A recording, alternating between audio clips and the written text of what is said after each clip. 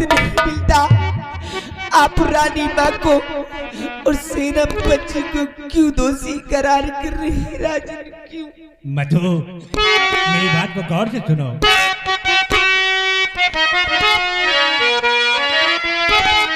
रंगे हाथों की पकड़ा गया भंवर, रंगे हाथों ही पकड़ा गया भंवर, रानी जी को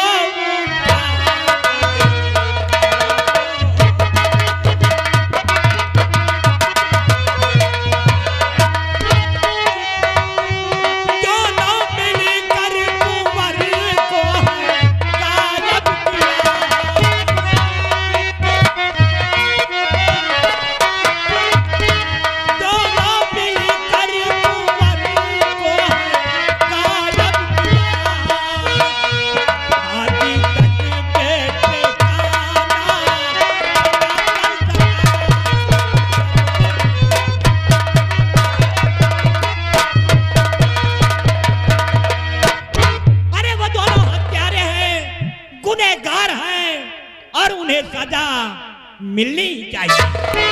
नहीं राजन, मुझे यकीन नहीं, मुझे विश्वास नहीं हो रहा। कोई भी माँ इतनी बड़ी हत्यारा नहीं बन सकती। मुझे तो किसी की साजिश नजर आ रही है। मधु, मैंने गवाह सबूत मिलने पर उन दोनों को दोषी करार दिया है, और वो जब तक दोनों राजकुमार आकाश और रजनी बांदी का पता नहीं बताते तब तक उनकी रिहाई नहीं होगी। राजन,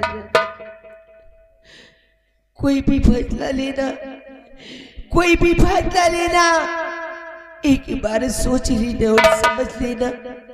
ऐसा न हो कि बाद में आपको पछताना पड़े। हाँ राजन। ठीक है मधु, अगर वो दोनों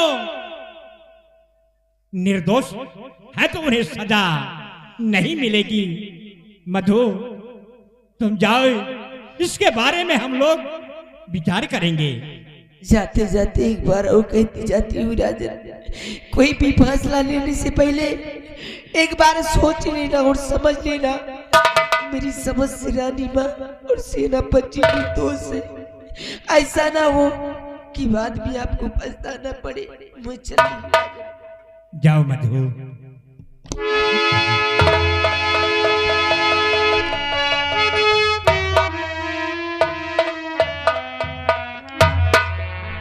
दरबारी महाराज, मधु बार बार कह रही है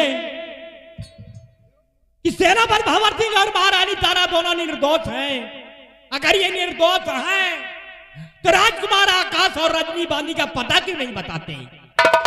महाराज, आओ चलते हैं कारागार की तरफ, पता लगाते हैं दोषी है या निर्दोष है।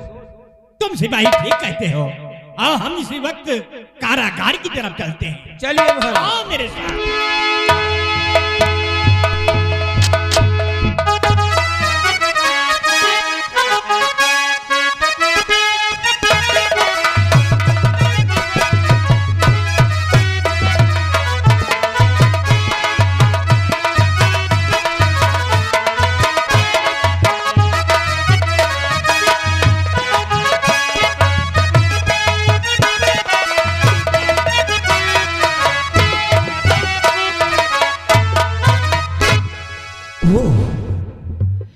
मेरे स्वामी जी और नरेंद्र बहादुर सिंह इस जेल की तरफ क्यों जा रहे हैं?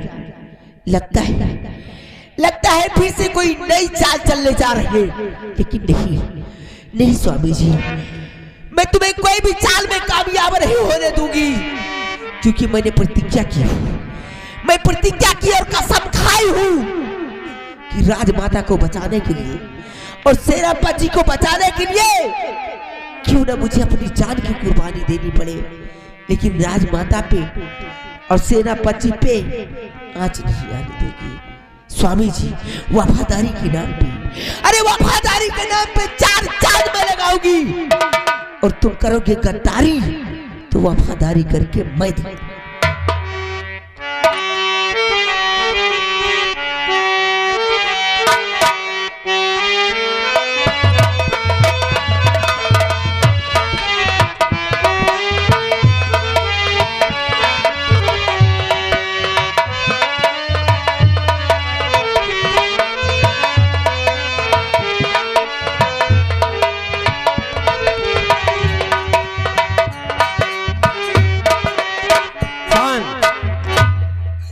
हम महाराज का इंतजार करते हैं।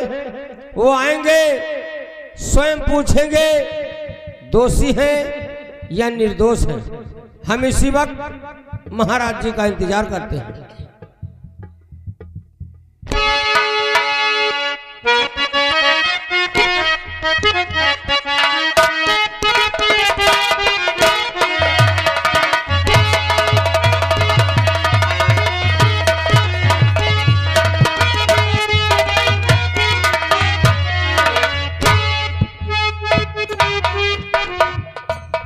राम राम लम्बादार। राम राम बे, राम राम। राम राम बे। कैसे आना हुआ? सिपाही बोल, सेनापति धवल सिंह किस नंबर के बैरक में बंद किया गया है? सेनापति भंवर सिंह इस समय बैरिक नंबर 5 में है। ओ, बैरक नंबर 5 में बंद किया गया है। जाओ, बैरक नंबर 5 से उसे बाहर निकालो और मेरे पास लेकर आओ। इस वक्त हम उससे कुछ जरूरी बातें करेंगे, पर्सनल बातें। हाँ ठीक है, आप यहीं पे रहिए, हम सेनापति भंवर सिंह को बाहर निकालते हैं। ओके।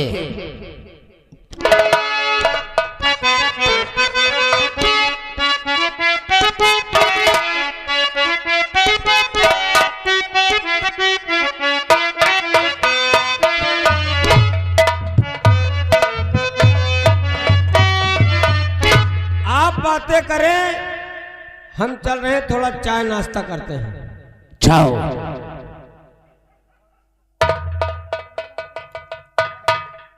सेनापति भंवर सिंह,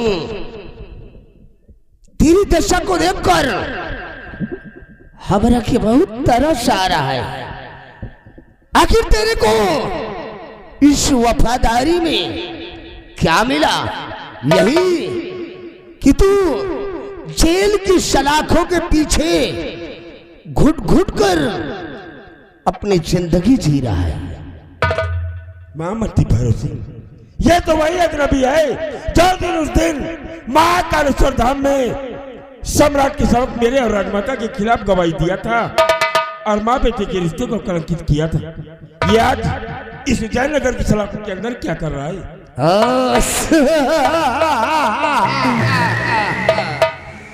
सेनापति धवल सिंह, जिसे तुम अंजबी समझ रहे हो, ये अंजबी कोई और नहीं है। ये हमरा बचपन का दोस्त नरेंद्र बहादुर सिंह है। तुमको और महारानी तारा को महाराज जयचंद प्रताप सिंह की नजरों में गिराने के लिए हमने एक चक्रव्यूह रचा था और जिससे कि तुम दोनों को पार पाना मुश्किल हो गया। उसी चक्रव्यूह में हमने अपने दोस्त नरेंद्र बहादुर का सहारा लिया था।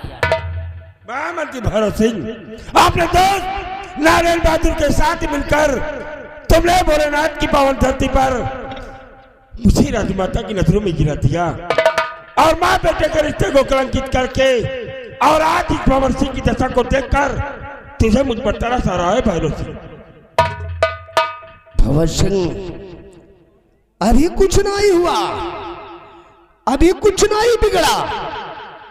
अगर इस वक्त तो हमारी बात को मान ले तो हम तेरे को कैद खाने से आजाद करवा दूंगा और तेरी लाइफ को बदल दूंगा। तुम्हारे कहने का मतलब क्या भैरव सिंह? कहना क्या चाहते हो तुम? हेलो हेलो, ये देखिए आगे धर्मेंद्र मौर्य, धर्मेंद्र मौर्य टाइल पत्थर वाले, गुजरात वाले भैया। ये देखिए धर्मेंद्र मौर्य की तरफ से ये 50 रुपया लंबरदार आपके लिए स्पेशल इनाम दे रहे हैं। अरे हमारा कहा मान जाओ, तुम्हें घर में टाइल पत्थर लगवा दे।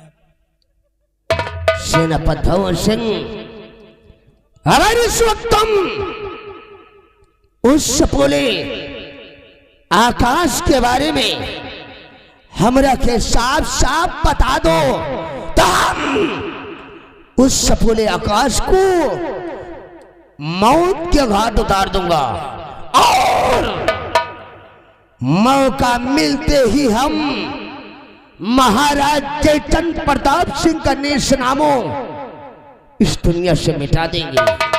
उसके बाद इस रियासत उज्जैन के हम दोनों आधे आधे राज के वारिस कहलाएंगे। वाह महामंत्री भैरव सिंह, सम्राट के साथ क्या वफादारी निभा रहा है। कुमार आकाश को इस दुनिया से मिटाकर सम्राट को इस जहां से मिटा के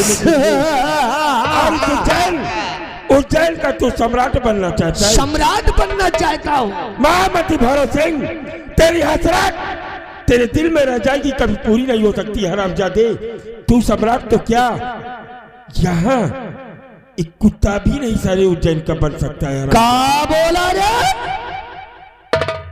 रस्सी जल गई लेकिन ऐठन नहीं गई। हराम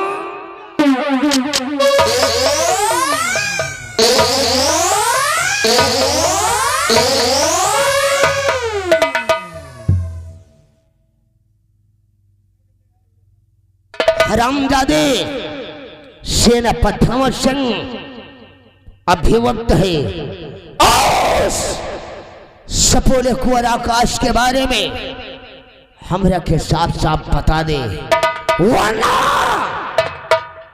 तेरे हक में मुझसे बुरा और कोई नहीं होगा। महामंत्री भैरव सिंह, ये जनाबत जो है, ये जनाबत भंवर सिंह मरना पसंद कर सकता है, लेकिन कुंवर आकाश का पता मैं तुझे बता दूं, ऐसा हरगिज़ नहीं हो सकता। हरामजादे, सिर्फ रे फौजी काहे को जिद करता है रे?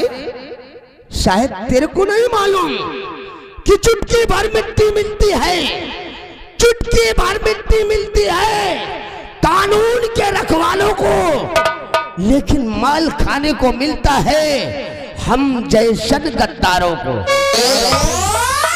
चुटकी भर मिट्टी में, चुटकी भर मिट्टी में सुकून मिलता है हम जैसे देश के वफादारों को, और कुत्ते की मौत मिलती है साले तुम जैसे देश के गद्दारों को।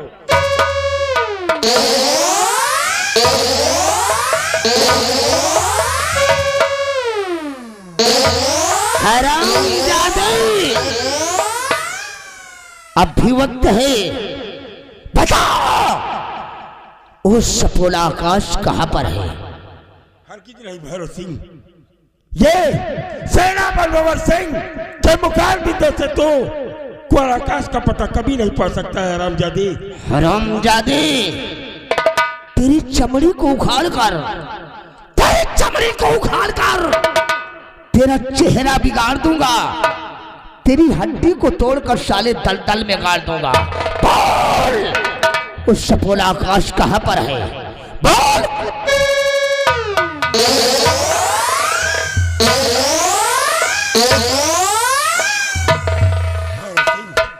अपने मुखारबिंदों से इतनी बड़ी बड़ी बातें करने वाले भैरव सिंह, आकाश तुझे किसी छत्तारी ने जन्म दिया है तो तेरे रगों में किसी छतरी का खून है।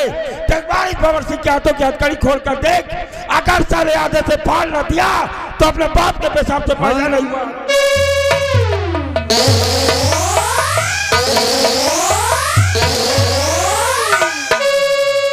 हरामजादे, तुम्हारे जैसे कितनों के, तुम्हारे जैसे कितनों के हमने बुने हैं तकदीर के धागे, अच्छे अच्छे झुकते हैं ठाकुर भैरव सिंह के आगे। तू क्या चीज है रे? ये जनाबत भंवर सिंह ना कभी झुका है और ना जैसे तेरे जैसे देशद्रोहियों के सामने कभी झुकेगा।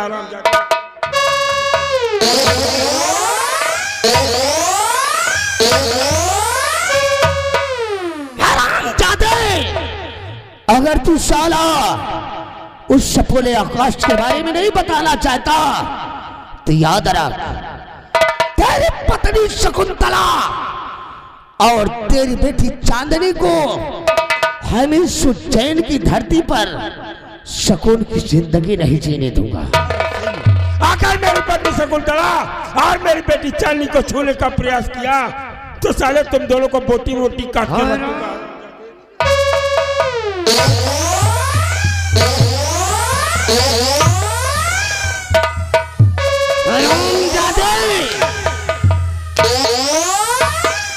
कुत्ते की मौत वहां होती है, कुत्ते की मौत वहां होती है जहां छाया नहीं होती।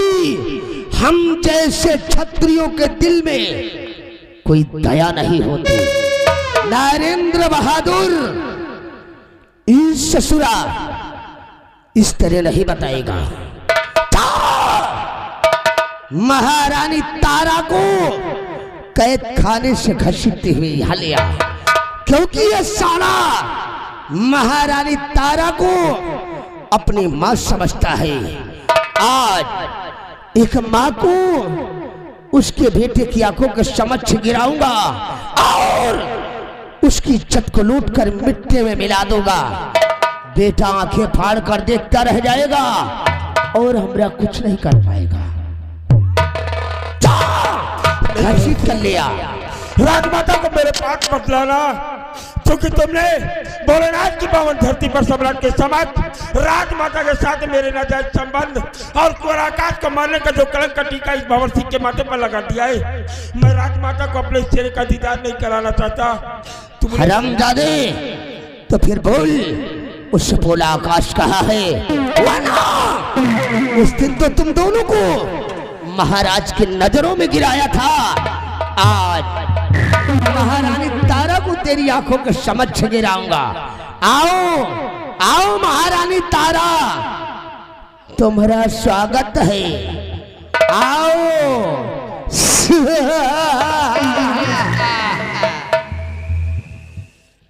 महारानी तारा अभी वक्त है। अगर इस कैद खाने से आजाद होना चाहती हो और ऐसो आराम की जिंदगी जीना चाहती हो तो अपने कुंवर आकाश के बारे में बता दो। कमीने भैरव सिंह, हरामजादे, चाहे तो तारा के टुकड़े टुकड़े कर दे, लेकिन हर टुकड़ों से यही आवाज आएगी कि मैं अपने कुंवर आकाश का पता मैं तुझे कभी नहीं बताऊंगा। क्या बोला रे? अरे तू साली मेरे को कमीना बोलती है? काहो उज्जैनगढ़ के लोगों तो है लोगन के हम कमीना दिखाई देता ही।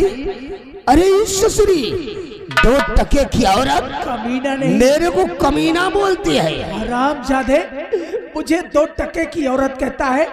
2 टके की औरत मैं नहीं, अरे 2 टके का तो तू है। हरामजादी, कुत्ता कहीं का। आज तू मेरे समक्ष 2 टके की है।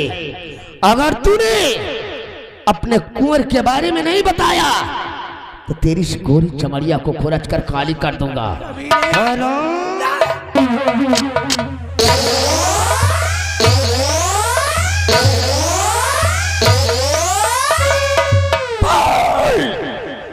तेरा बेटा आकाश कहां पर है? वरना तेरे लिए ठाकुर भैरव सिंह के सीने में कभी नहीं बताओगे। जरा सा भी रहम नहीं है। अपने कुंवर आकाश का पता मैं तुझे कभी नहीं बताऊंगा।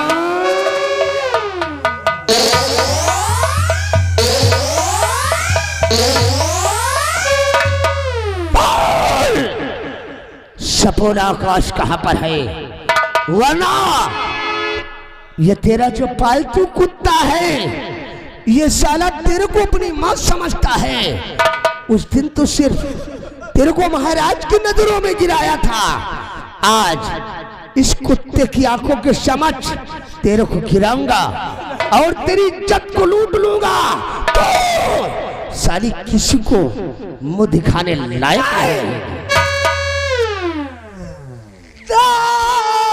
भैरव सिंह तो निकला कभी ना।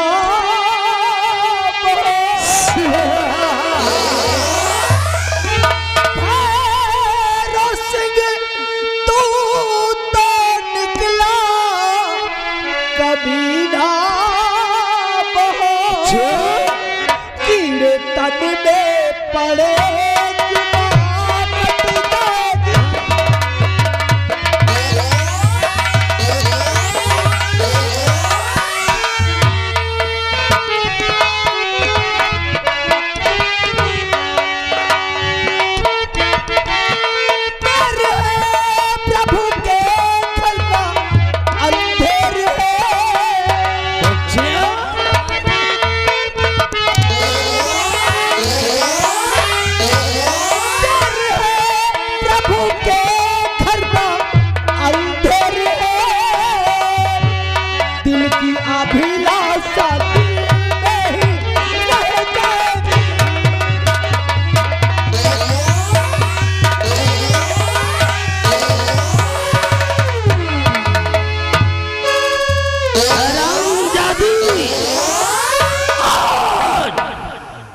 ब्रह्मा विष्णु में भी ताकत नहीं है जो कि तेरे को ठाकुर भैरव सिंह के पंजे से बचा सके।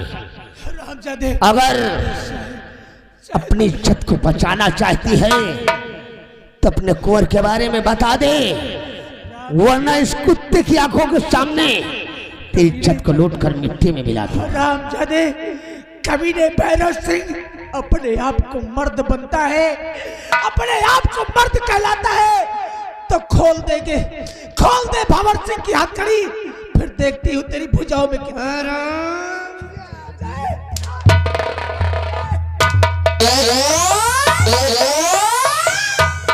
हरामजादी, अगर तू साली ठाकुर भैरव सिंह को चुनौती दे रही है और अपने कुंवर के बारे में बताना नहीं चाहती, तब ठाकुर भैरव सिंह का कमीनापन देख कि ठाकुर भैरव सिंह कितना बड़ा कमीना है। अब तेरी इज्जत को लूट कर मिट्टी में मिलाऊंगा और ये तेरा पालतू कुत्ता आंखें फाड़ कर देखता रह जाएगा और हमरा कुछ नहीं कर पाएगा। साली चिड़ी की तुम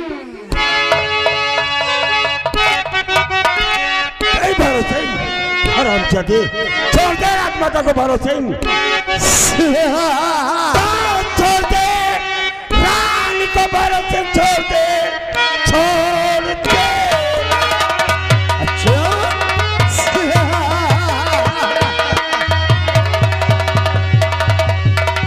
छोड़ दे रानी को भैरव सिंह, छोड़ दे, वरना अंजाम इसका बुरा पाएगा। सताया और अगर बेदरम दोनों को साले पर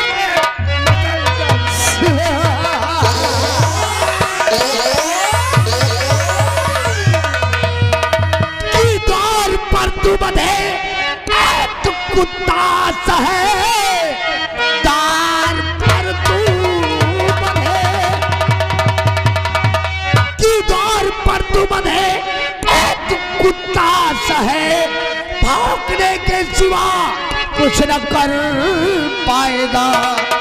कुंवर के बदले इनका अरे मैं लूटूं धर्म, देख कर भी नहीं कुछ तू कर पाएगा।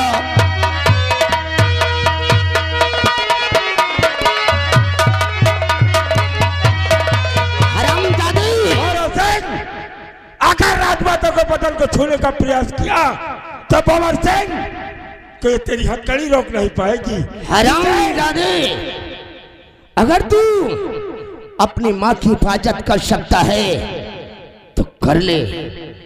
आज तेरी आंखों के समक्ष महारानी तारा का ऐसा बैंड बजाऊंगा, ऐसा बैंड बजाऊंगा कि उस बैंड की आवाज न तुमने अपने जीवन में कभी सुना होगा और ना ही देखा होगा। दिखाएंगे भैरव सिंह बैंड कैसे बजता है, यह हथकड़ी तोड़ने के बाद तुझे दिखाऊंगा। तो देख महारानी तारा की इज्जत का कैसा बैंड बजाने लगा।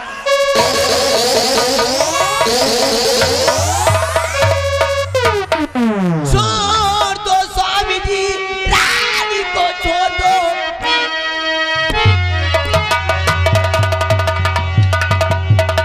छोड़ दो स्वामी जी, रानी को छोड़ दो वरना भारी गजब आदि हो जाएगा। एक नारी का जीवन ये अभिमान है वरना भारी गजब हो जाएगा।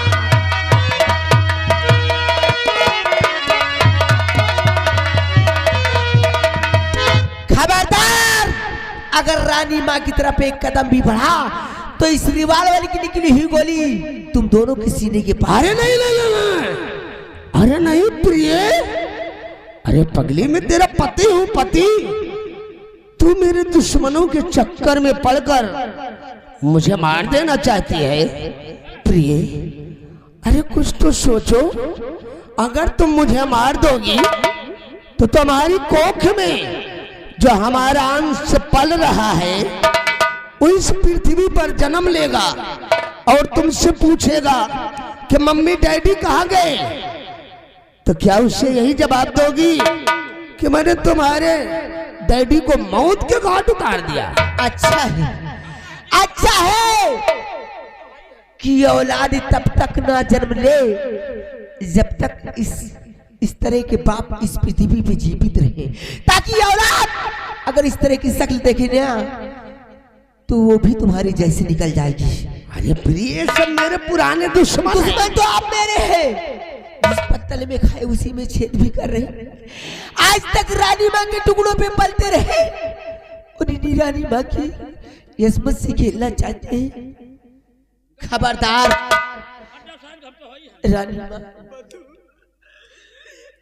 रानी माँ सेनापति को लेके यहाँ से भाग जाएगी। नहीं मधु, तो मेरा जीवन बचाने के लिए, मेरी इज्जत बचाने के लिए अपनी जिंदगी को दांव पे लगा रहे हैं। रानी माँ, ये किसी का नहीं है, ये किसी को नहीं मैं छोड़ेगा। कसम खा चुकी और प्रतिज्ञा कर चुकी हूँ कि आपको बचाने के लिए और सेनापति को बचाने के लिए क्यों ना मुझे अपनी जान की कुर्बानी देनी पड़ जाए। तुम्हें मेरी कसम, भाग जाइए। अरे प्रिय, क्या कर रही हो? अरे मेरे दुश्मनों को आजाद कर दिया। खबरदार,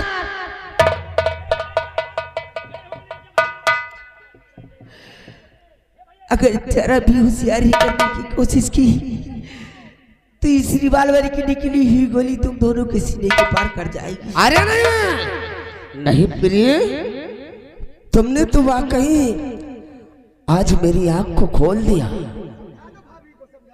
अब तक तू मेरी आंखों में पट्टी बंधी थी, पर्दा पड़ गया था। मैं हमेशा उल्टा सीधा काम करता रहता था, लेकिन आज तुमने मेरी आंख को खोल दिया प्रिय। अब आज के बाद तुम जैसा कहोगी मैं वैसा ही करूंगा। कैसे पति है आप? मैं इतनी सहनशीलता और इतना कुछ बर्दाश्त करती रही आज तक कि मेरी नजरों के सामने आपने किया कुछ नहीं किया।